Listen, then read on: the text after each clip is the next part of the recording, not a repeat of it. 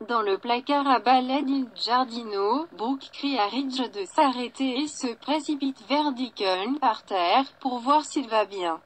Elle hurle que c'était elle. Deacon n'a rien fait. Ridge rugit, il n'a rien fait?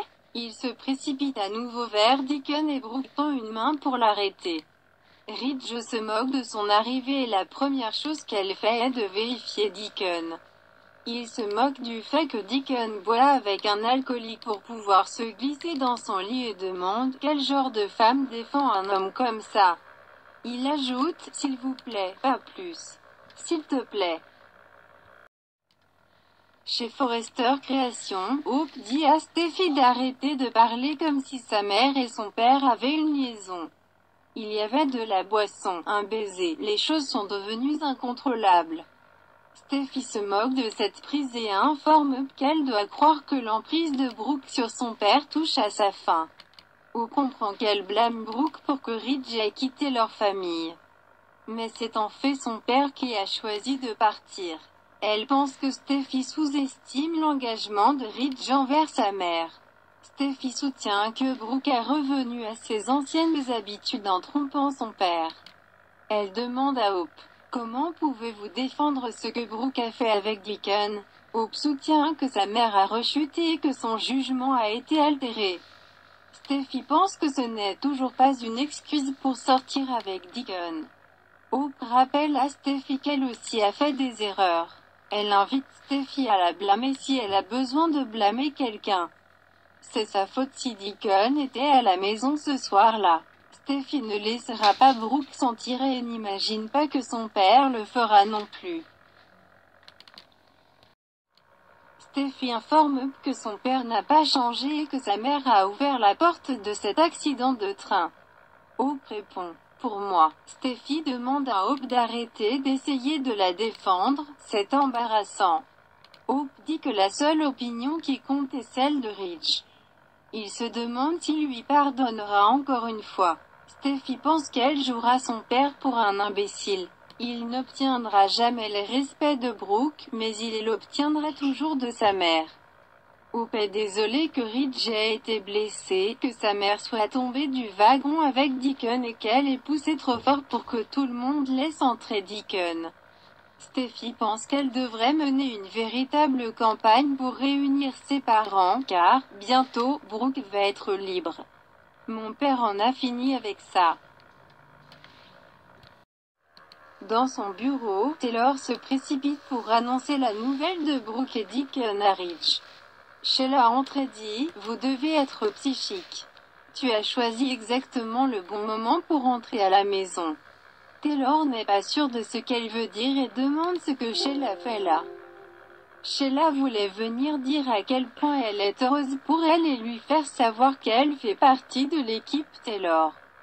Elle a parlé à Deacon et a des nouvelles qui ne peuvent que profiter à Taylor. Sheila rumine les coups portés à la fierté de Ridge au fil des ans grâce à Brooke. Taylor ne se sent pas à l'aise de frapper Brooke avec elle et informe Sheila que Ridge fait ses propres choix. Sheila pense que Ridge aurait dû rester avec elle. Taylor hausse les épaules, eh bien. Merci, je suppose. Sheila pense que Taylor est excitée sous l'extérieur cool, elle est clairement toujours amoureuse de Ridge et veut réunir sa famille. Et maintenant que Brooke a fait ce qu'elle a fait, Sheila est convaincue qu'elle et Ridge se retrouveront. Taylor n'est pas là pour détruire le mariage de Brooke.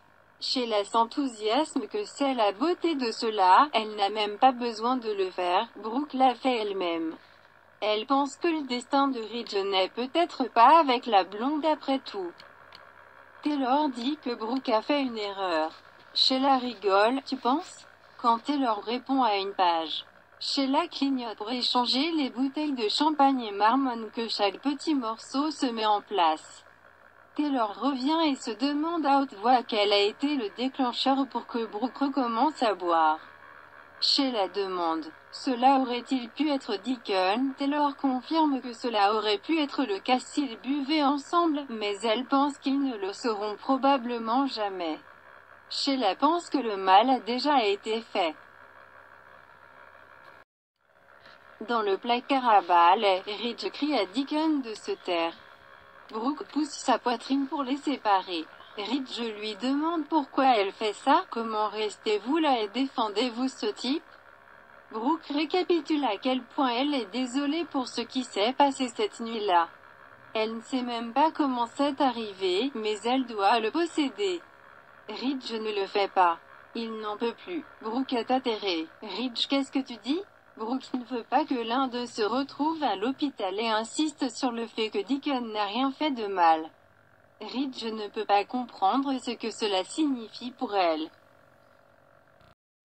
Brooke ne sait pas pourquoi elle avait une envie incontrôlable de boire et souhaite pouvoir tout reprendre.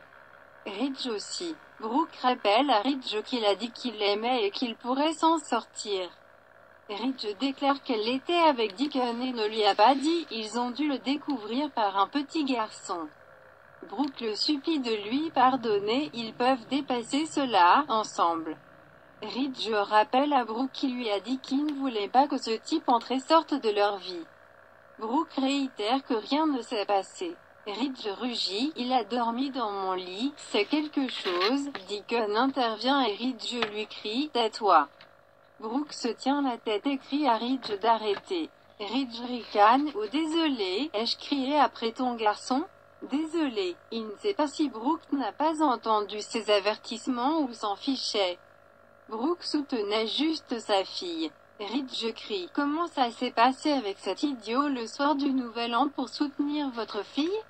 Il se demande pourquoi il ne lui suffit pas. Brooke jure qu'il l'est. Ridge dit que c'est vrai jusqu'à ce que Bill arrive en fléchissant ou que Deacon lui dise qu'il n'a jamais cessé de l'aimer. Brooke a juste besoin qu'il lui pardonne. Juste cette fois, je ne peux pas vivre sans toi, sanglote-t-elle. Ridge touche la joue de Brooke et lui dit, tu as choisi Deacon plutôt que moi. Brooke gémit, non, Ridge lui a dit qu'il creuserait un fossé entre eux. Il l'aime tellement, mais il est fatigué et il ne peut plus faire ça. Brooke secoue la tête. Non, non, n'allez pas à Ridge s'il vous plaît. Il sort alors qu'elle crie, je t'aime. S'il vous plaît, ne sortez pas. Brooke s'effondre en sanglotant alors que Deacon regarde avec une profonde inquiétude.